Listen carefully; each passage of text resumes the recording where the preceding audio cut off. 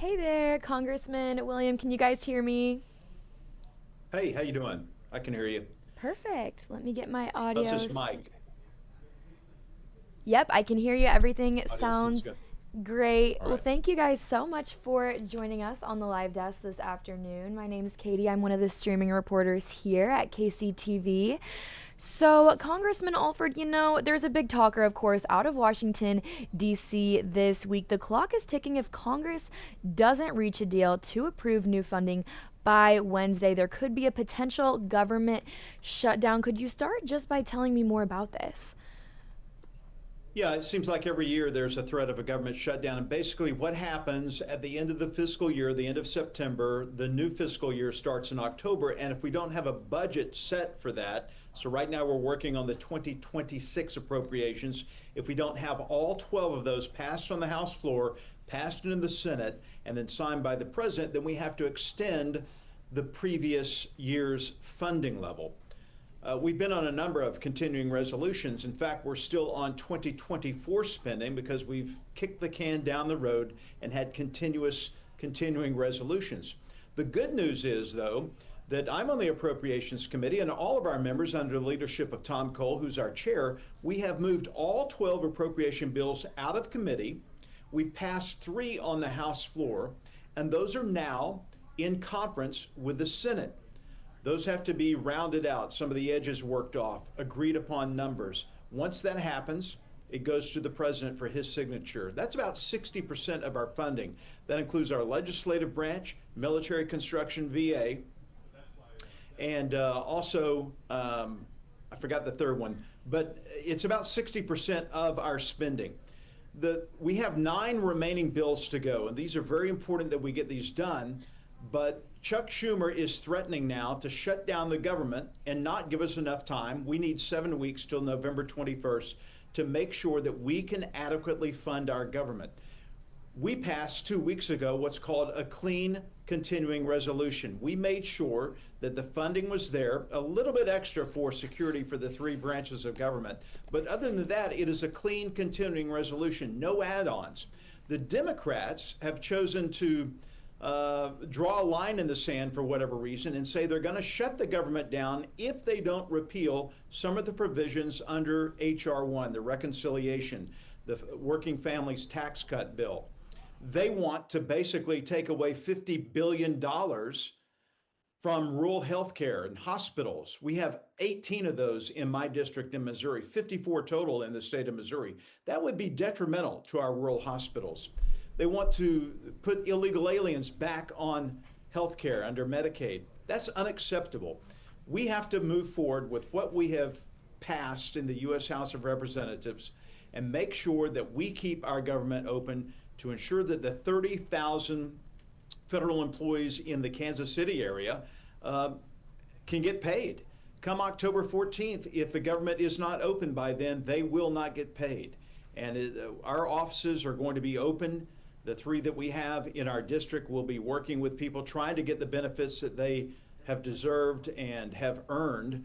But it will be difficult because a lot of employees will be furloughed in Washington, D.C., and a lot of our constituents will not able to get the help they need.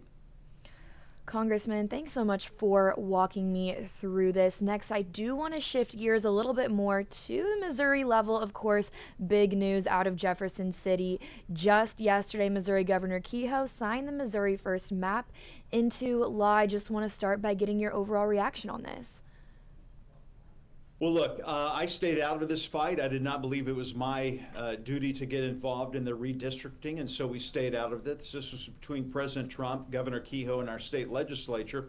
And Governor Kehoe came up with a Missouri First map, which basically we have right now 6 traditional Republican districts and 2 traditional Democrat districts, one in St. Louis and one in Kansas City. But there's nothing in the Constitution that says it has to stay that way. The seat in St. Louis is protected by the Voters' Rights Act, but the 5th Congressional District, currently represented by Emmanuel Cleaver, is not protected by the VRA. The thought of Governor Kehoe is to make sure that the voices of Missourians are adequately represented. And he feels, and the state legislature felt in passing this, that it would be better representation if that particular district, the 5th Congressional District, was divided up, part of it going to the 4th, part of it become part of a new 5th that stretches from eastern Jackson County along I-70 to Boone County, where University of Missouri is, and down to Jeff City. And then part of it north of the river would go into Sam Graves' current district, which is the 6th Congressional District. What this will mean is for me in particular, I have been concentrating on the last 2.5 years on representing 24 largely rural counties in the 4th Congressional District, and I love it. It goes south of Kansas City over to the Lake of the Ozarks and down almost to the Arkansas border. And it is a beautiful farm country. We touch in parts of the Ozarks, several big lakes. We have 2 big Department of Defense bases, Whiteman Air Force Base and Fort Leonard Wood. And I love representing the 4th Congressional District. If this is enacted and this district does change, we will start representing, should we be elected in this next term, downtown Kansas City, Plaza area, Crown Center, down along the Ward Parkway corridor, down into Lee Summit. And so we'll pick up a lot of people in our district who I've known for years. I anchored the news at a competing station for 23 years, and I formed some deep relationships with business leaders, with leaders of various charities in the area that we raise a lot of money for, and in the urban core. Made a lot of deep relationships, and we have not let those lag in the 2.5 years that we've been in Congress. My point is that there's no one better ready to represent a district as diverse as that. I'm at home in a cornfield and a combine, but I'm also at home in a corporate boardroom or in the urban core. And so the key to this, I think success in this new 4th, is having someone who can listen to everyone. We are not going to vote for every issue the way that everyone wants all the time. We will continue to vote our conservative values, and the majority of our district is conservative. But we will listen to everyone, and we will make sure that everyone is treated fairly, and that we give top-level concierge service in our Constituent Services Department, where we've already returned $8 million to constituents that the federal government was holding on to: disability benefits, veterans benefits, Social Security benefits, employment retention tax credits. And so I just want to make sure that everyone knows, no matter where this ends up, where the lines are eventually drawn, I am going to be the loudest, strongest, most consistent, unwavering voice for hardworking Missourians that this district has ever had. We have a lot more in common, whether it be in the urban core and rural Missouri, than a lot of people give us credit for. We want security. I think folks want security in their neighborhoods, in their homes, in their churches, in their schools. They want security in their economy. And we need to be striving towards that. And we can do that if we work together. Congressman, thank you so much. So GOP lawmakers such as yourself are receiving some pushback. The DNC is trying to overturn this map. I just want to hear your thoughts on this.